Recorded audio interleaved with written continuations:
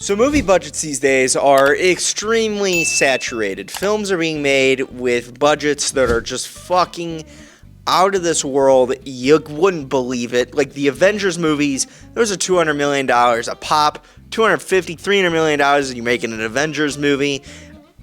I mean, they just made the Indiana Jones movie for like $250 million. TV shows are getting insane budgets these days. The budgets for film is just absolutely insane, and the quality of movies are dipping ever so drastically. It's almost shocking. And in the last few years, we have seen box office flop after box office flop after box office flop. It's no secret that the Marvel Cinematic Universe hasn't been doing great until they decide to switch gears. They're throwing millions and millions and millions and millions of dollars at this new Captain America movie and have remade this fucking thing like 5 times just to try and find something that works. It's not working. Indiana Jones, we know how that went.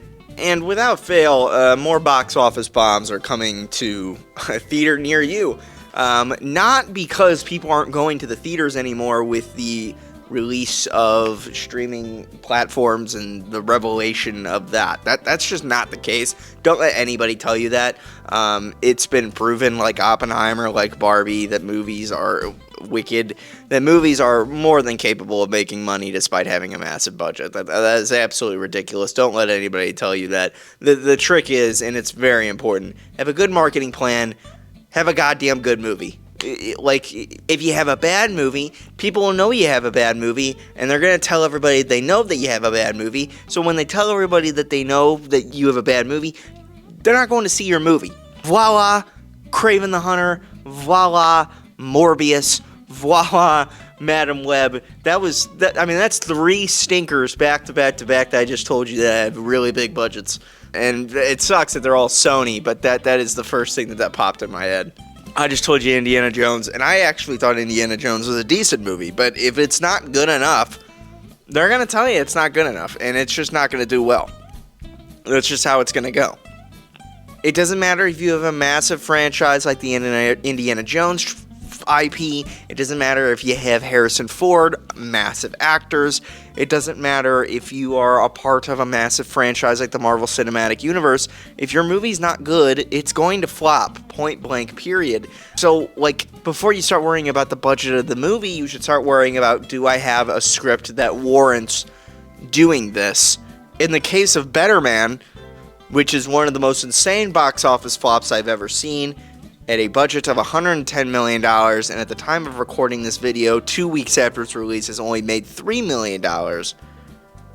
I'm not 100% sure that they exactly walked into this with the right game plan. Now, biopics are all the rage these days. We've seen the Elvis one. It all kind of started with the NWA biopic. We've seen the Taron Egerton, Elton John biopic.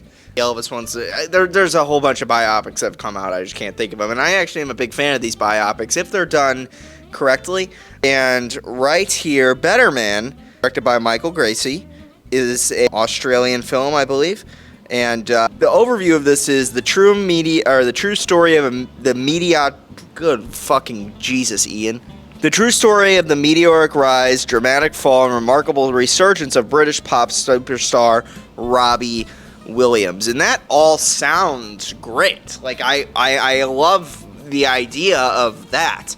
And a biopic is cool. I love biopics. But then you start to bring questions like, where did the $110 million budget come from? I'm not 100% sure. Then you look at the trailer for Betterman, and for whatever reason, they decided to CGI make Robbie Williams into a fucking monkey. That's where the $110 million budget came from. Now, they turned him into a monkey in this movie for symbolism purposes, because they say that Robbie Williams felt like he was a monkey being sent out to entertain the masses. So this was an artistic choice. I'm trying to find the right words as to why that was a good idea. Like, why would you do that? Now, I'm not going to come on here and shit on Betterman. I've not seen Betterman. I'm not going to lie to you. I haven't watched this film, so it could be fantastic. And for what it's worth, the reviews that I'm seeing right here in my immediate look is that the film seems to be all right. I mean, people are giving it good reviews. There's one-star review that says it's one of the fucking genuine worst pieces of shit they've ever seen. I can't speak on that. That sounds a little harsh. And this could very well be a good movie. But whenever you make a biopic about Robbie Williams, who most people probably aren't aware of, I'm assuming, at least in America, it's not a good sign when most people, whenever the trailers of this thing were announced, that this movie was about Robin Williams. So that's not good.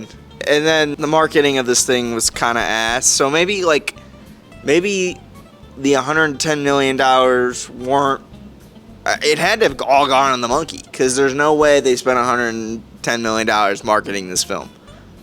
The genuine rule of thumb whenever you try to look at like a box office success or a failure is you have to take the budget of the film and double it, because you have to account for marketing purposes. And if you double it, that's usually seen as a success.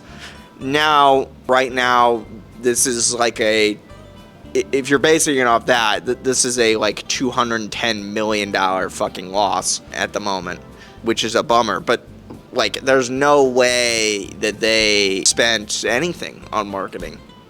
I mean, the marketing in this film was absolutely terrible. I didn't even know this thing came out already.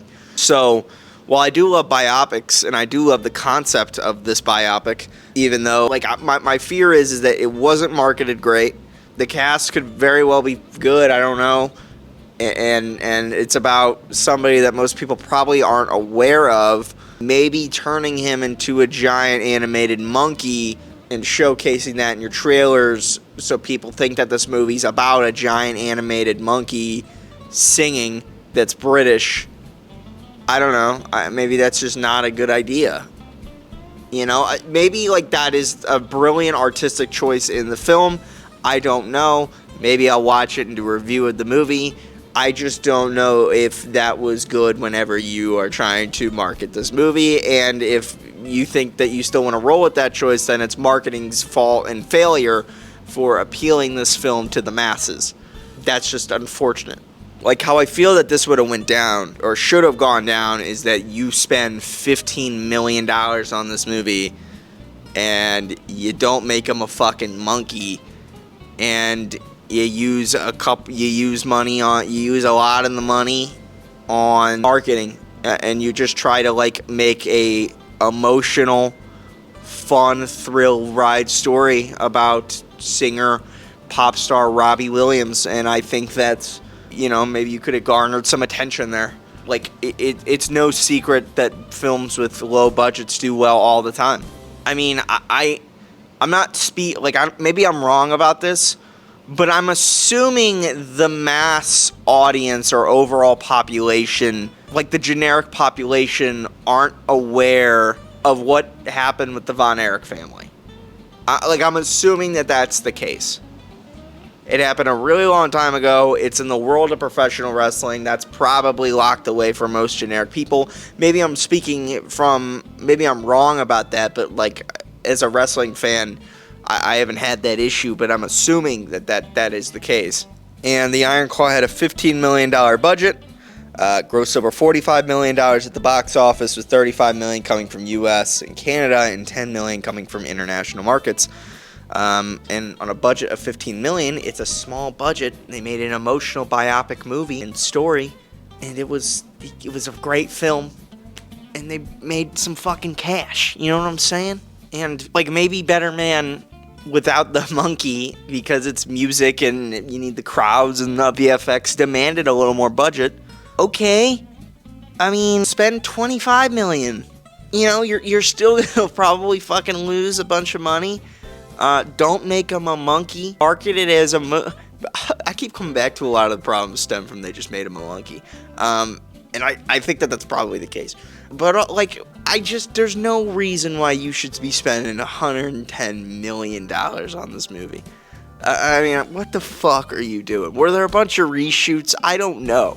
I'm only making this video because I saw the budget of this film, and I was like, wow, $110 million. Damn, that's not like, you know, That's a lot of money. It's not like as much as I've ever seen in my life, but you know, and then I was like, what's the box office for this thing looking like? It's a fucking $3 million. It was like 1.5 last time I checked last week, and now I mean I just checked. It's at 3 right now, but it was like, how the fuck do you do that? Like, who went and saw this movie? I mean, it's sad. It's sad. It's sad to see. So yeah, maybe this movie's great. I don't know. I urge you to go check it out if you haven't already. I'm not wishing a failure on this film, of course. I just am trying to understand the logic here of why $110 million need to be spent on this. But yeah, that's about it. I recommend go watching the film if you haven't, because it could be great. I don't know. I'm not going to see it because the main character's a giant fucking monkey. But yeah, I'll get to see you guys on the next one. Peace, love, adios, goodbye.